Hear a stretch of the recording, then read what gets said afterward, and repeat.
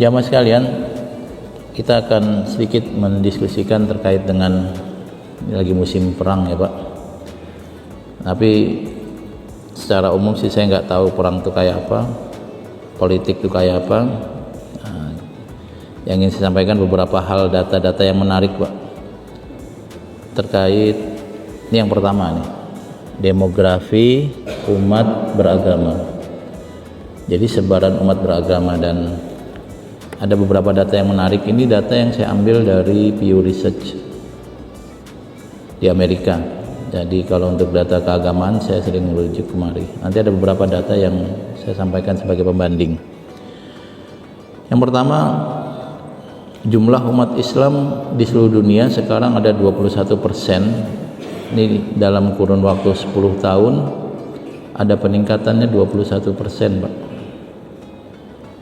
Awalnya jumlah kita di tahun 2010 itu ada 1,7 miliar, sekarang menjadi 2 miliar. Ini tentu semua sektor dalam Islam dianggap satu. Jadi Sunni, Syiah, dan sektor-sektor lain termasuk Ahmadiyah dianggap sebagai satu. Besar Pak kita, 2 miliar, sangat besar. Dan pertumbuhan umat Islam di dunia itu 2 kali lipat pertumbuhan manusia itu sendiri. Jadi manusia misalnya pertumbuhannya 1% seluruh dunia ya, maka pertumbuhan Islamnya 2%. Jadi umat Islam itu sangat cepat pertumbuhannya. Peningkatan jumlah umat Islam ini ada sekitar 10% selama 1 dekade. Yang awalnya ini juga selama 1 dekade Pak ya, 24% menjadi 26%. Ada lagi hal yang menarik Pak. Secara demografi, pertumbuhan umat Islam tertinggi terjadi di Amerika Utara. Amerika Utara itu berarti Amerika Serikat dan negara-negara maju itu Pak ya. Di mana jumlah umat Islam mencapai 5,9 juta, naiknya 52% Pak, 52%. Perlu saya gambarkan bahwa kalau saya tidak salah, data yang pernah dirilis sekitar 15 tahun yang lalu, pertumbuhan umat Islam di Eropa juga tinggi Pak. Di Eropa Barat itu sekitar 125% kalau tidak salah. Itu sangat tinggi Pak. Di tengah masifnya Islamfobia, kampanye yang menjelek-jelekan Islam dan dilakukan secara terus-menerus, ternyata pertumbuhan Islam di Eropa sangat tinggi. Menariknya pada tahun 2050 ini, kalau tidak ada kejadian besar seperti Perang Dunia Ketiga dan seterusnya itu, Eropa tahun 2050 tidak lagi menjadi pusat perkembangan Kristen dan Katolik. Tidak menjadi pusat perkembangan Kristen dan Katolik, karena yang akan sangat besar di Eropa adalah agnostik. Agnostik itu artinya percaya Tuhan tapi tidak percaya agama. Karena dalam pikiran banyak orang tuh agama semuanya mengajarkan kekerasan. Saya tahun 2007 itu menulis buku Pak, judulnya Agama dan Radikalisme di Indonesia. Salah satu yang ada dalam tulisan saya adalah bahwa semua agama, semua umat beragama punya sejarah kekerasan. Kalau sekarang kita sering ditampilkan Arab Spring, Arab perang dengan Arab ya, Suriah perang dan seterusnya itu. Tapi dulu ada ekstrim Kristen, dan sampai sekarang masih ada Pak ekstrim Kristen di negara-negara seperti Irlandia. Ekstrim Hindu juga ada. Orang Islam dibakar oleh orang Hindu itu di India kayaknya sesuatu yang tidak asing. Ekstrim Buddha juga ada. Kalau kita masih ingat etnis cleansing atau pengusiran etnis Rohingya itu di Myanmar, itu juga karena alasan agama. Yang melakukan adalah agama Buddha. Padahal agama Buddha itu agama yang mengajarkan kebaikan ya, dharma. Semuanya punya.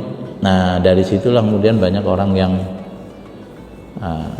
tidak mau terafiliasi oleh agama, dan Eropa akan menjadi bukan lagi menjadi pusat atau center bagi Kristen, tetapi akan menjadi center agnostik di mana pertumbuhan Kristennya menurun drastis dan pertumbuhan Islamnya tinggi, tetapi tetap paling tinggi yang tidak percaya agama. Karena itu tadi, agama dianggap gagal. Padahal orang berantem itu faktornya memang karena pengen berantem, Pak. Orang mau pengen berantem aja, tiba-tiba ada alasan agama dipakai agama gitu. Ada alasan apa dipakai gitu ya. Namanya juga pengen berantem. Baik. Afrika Sub-Sahara jumlah umat Islam meningkat menjadi 369 juta orang, naiknya 34%. Kemudian jumlah umat muslim tumbuh lebih cepat dari populasi non-muslim di semua tempat. Semua tempat pertumbuhan umat Islam lebih tinggi dari semua agama kecuali satu, di Amerika Latin Karibia. Kayaknya alasannya pertama mungkin nggak ada orang yang mau dakwah ke sana. Karena kalau ada pengiriman dai-dai ke luar negeri itu kalau dikirim ke Eropa pada berebut, Pak. Kita kan tiap tahun ngirim dai ke Eropa, khususnya Ramadan. Itu rebutan, Pak, sampai diseleksi. Tapi kalau tempat-tempat yang kurang menyenangkan, ya nggak ada yang mau dikirim. Yang kedua mungkin di sana nggak ada pemain bola Islamnya kayaknya. Karena salah satu yang menyebabkan Islam berkembang di beberapa daerah di Inggris itu karena pemain bolanya, Pak. Nanti orang ngelihat Mo Salah, ngelihat Sadio Mane, ngelihat Zinedine Zidane, lalu mereka tertarik masuk Islam. Nah menariknya setelah Islam mereka nggak ngapa-ngapain, nggak sholat, karena memang nggak ada yang ngajarin. Karena itulah kemudian banyak pengiriman dai ke Eropa ke sana. Tetapi kalau kita buka peluang pengiriman dai ke Eropa pasti banyak. Nah dari sini semua daerah, bahkan di Afrika, umat Islam pertumbuhannya tertinggi di antara semua agama. Sebenarnya agama Hindu itu besar, Pak, 1 miliaran mungkin, tapi cuma terkonsentrasi pada satu tempat di India saja, Pak, dan beberapa negara kecil, bukan negara kecil, negara yang jumlah negaranya nggak banyak tapi penduduknya banyak gitu. Jadi semua wilayah pertumbuhan umat Islamnya tertinggi kecuali di Amerika Latin dan Karibia. Nah, pertumbuhan paling tinggi di Asia Pasifik di mana umat Islam naik menjadi 26% pada tahun 2020. Kemudian di seluruh Afrika naiknya 33% dan menariknya 6% dari populasi Eropa.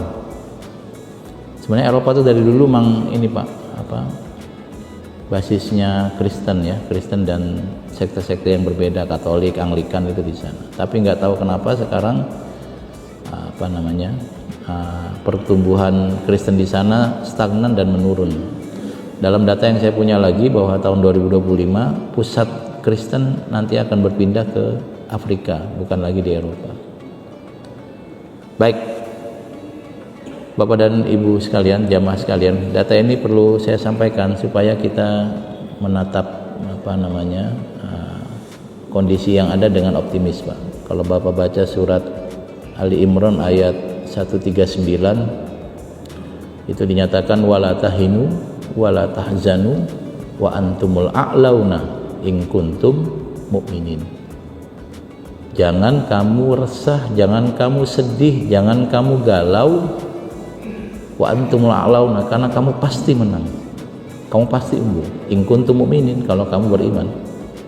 Kita punya sejarah dijajah oleh Belanda sekian lama dan mereka bukan cuma menjajah, mengambil sumber daya alam, tapi juga mengajarkan Kristen.